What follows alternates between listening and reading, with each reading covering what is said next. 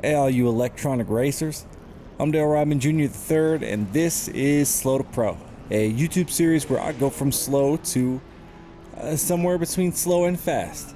Today's race is one of the 39 that I did at Laguna Seca last week on Low Fuel Motorsport.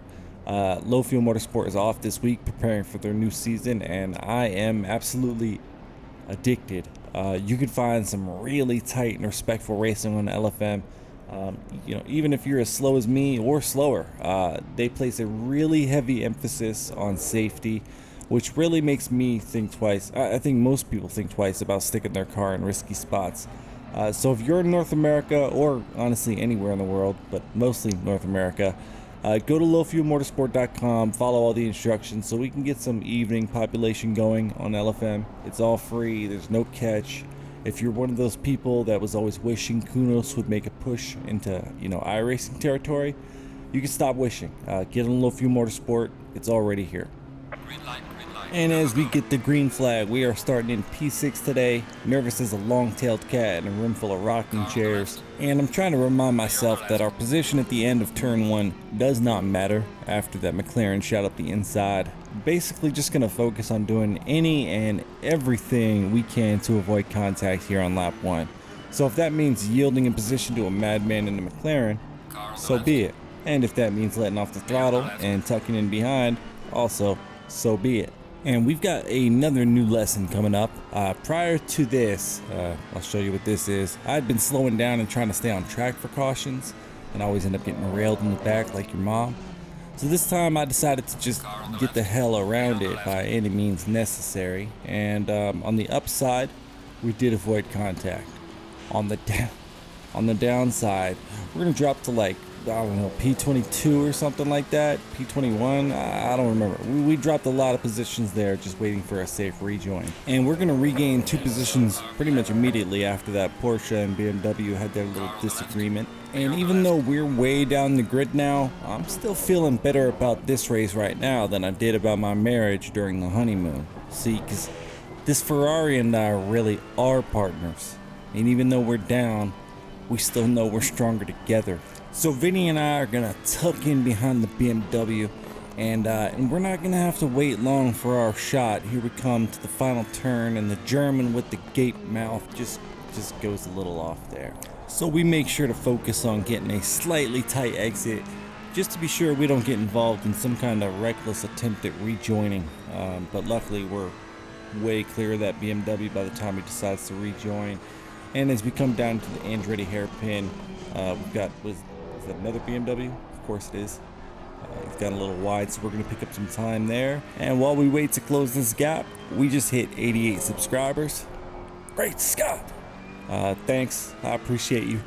Drink some water to reward yourself for that good decision you made. And here we come up on the tail of that BMW, and I'm going to give him what we in the business call a mirror check. Just going to check to see if he's looking at his mirror more than his line, and he's not. He holds his line, and now we're coming up the hill, and I know I've got more speed than most people through this section. It's where I pick up lap time. So right here, we're gonna go right up around the outside of him, carry all that speed, and make a nice clear pass before we even get to the corkscrew. Easy peasy lemon squeezy. So that's gotten us all the way back up to P15 after starting P6, dropping to P21, and this is all within the first 3 minutes of this race. It's been a wild one so far. But we're going to go ahead and fast forward now just a little bit here to the moment someone runs a bit wide on the exit of turn 5.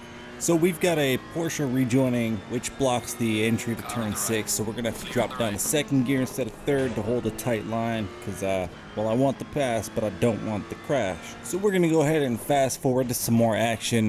We just followed this Porsche around for basically a full lap, just trying to stay patient and wait for the right moment to make a move, while also being aware of the other Porsche behind me and trying to make sure to cover the inside.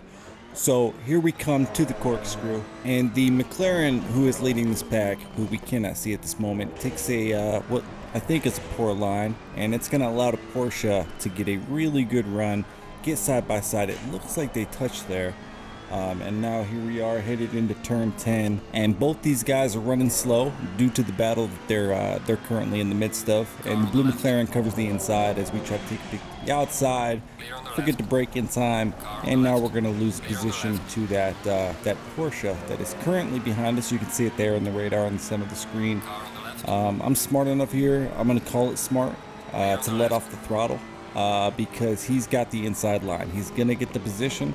The last thing I want to do is have him miss his braking point and come flying. I mean, where is he going to go if he misses his braking point? He's going to go wide, directly where I would be if I stay side by side. So I chose to yield there, and we'll go ahead and fast forward just a bit. We're sitting in P13 with over 18 minutes left in the race, so there's plenty of time for people to make mistakes, which is going to give us opportunities like this one you're about to see here. We are coming up into turn 6, one of the most difficult turns to master. A lot of lap time to be gained or lost, but our friend in the Porsche loses some. Gives it a little too much send juice and just goes off into the sand, which allows us to regain the position that we lost due to our mistake. So we're just trading mistakes at this point. This McLaren is taking what looks like a reliably poor line through the corkscrew. So we're going to go ahead and zip it ahead just a little bit more, about half a lap forward. As it turns out, this McLaren is taking poor lines through most of the turns. So it doesn't take long for us to get to a point where we can start having a peek. Coming into turn 5, saw the McLaren hit the inside curb. Was expecting him to fly off, but he holds on. But I don't have enough trust that he's not going to squeeze me on the death curb here of turn 6 and ruin both of our races, so I decided to let off, tuck behind. Let's see if we can't get more speed up the hill. Turns out we can't, no big deal. We'll find him when we find him. Nice and patient. What's this? Oh, all right. And the car behind me flashes as if to say we are now brothers for having survived that together. And as we fast forward here, that was P11. Someone ahead must have crashed out earlier. For P12, and it's going to take quite a long while for us to catch up to the next position to gain. And then when I do, I don't actually have enough pace to make an easy pass. So I was paying attention to the fact that we were catching up to the group ahead really quickly, several seconds a lap. And so I just decided to stick behind without applying too much pressure in order to keep our pace up. And then once we catch the group ahead, that's when I was going to push. So let's go ahead and skip ahead to that now. And here we are, coming through the corkscrew in a 5-car train while 5 minutes remain. And everyone is going to start feeling the heat as I battle to get into the top 10 and they battle to hold on. And these cars are getting packed in tight as sardines, and I've decided that the moment someone runs wide or maybe the guy in front of me makes a move, I'm going to take the risk and try to shoot that gap too, in any way that I can. But I get a poor exit from the final turn here, and the group gets away from me just a tiny bit down the straight and through turn 1, I guess technically this is. But the battle is raging on. Traffic too. That's going to allow me to easily close the gap headed into the Andretti hairpin, especially as the Porsche decided to try to have a look up the outside. So like I said, any gap I'm going. But I'm also not going to be reckless or stupid, so the Porsche clearly has the advantage into this turn, and I eased out, give myself some extra room in the event that he makes a mistake on one of these inside sausage curbs. We just got the alert that there's a slow car ahead, so we've got a new contender joining us at the front. So this is now a 6-car battle. And things are not about to fizzle out as we fast forward just a tiny bit here, right up the hill to the corkscrew. And as we're coming out, the guys leading the pack begin to battle for position. And I don't know, it seems to draw everyone's attention to the point where they run really poor lines. And I end up with a massive window to stick this Ferrari into. And so I do. So we've got the outside, and I don't know if he didn't trust me or if I just had that much better of a run and brake on him. But we got the position on an outside pass, which felt pretty cool. Only downside is I had a poor exit and then I ran into the rev limiter. But luckily, the pilot of the Porsche is smart enough to back it off a bit, and it's almost like he can smell the fact that I'm about to make a mistake and he doesn't really have to push me into it. But he does stay right up on the bumper. That was a little bit of a scare. I thought he was going to hit me, so I goosed the throttle a bit to avoid, and then I and I ran wide, and he makes an aggressive, clean pass. We got a yellow flag. There was a position to gain, and then as we come through this turn, we got another guy off on the right-hand side. And that will give us P8 for the moment as we get alerted to another crash ahead of us up in the corkscrew.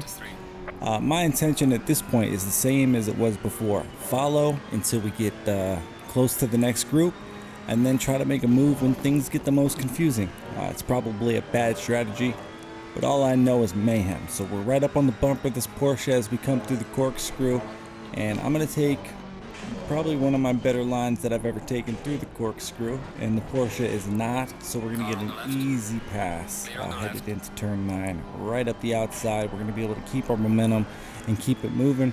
Now we're going to focus on the car in front of us and try to close that gap. So we're going to go ahead and fast forward, and spoiler, that's all we end up doing, closing the gap. Maybe if we had another lap, we would have gotten the chance to take a shot for P6, but as you see here, we finished in P7 directly on the bumper of P6. So yeah, that's all for today. The next video you see will either be a league race at Mount Panorama, or it's going to be the first race that I do for Low Fuel Motorsports Season 6, which starts next week. Yeah, thanks for watching this little pro. I'm Dale Rodman Jr. the third, and you guys have the kind of day you want to have.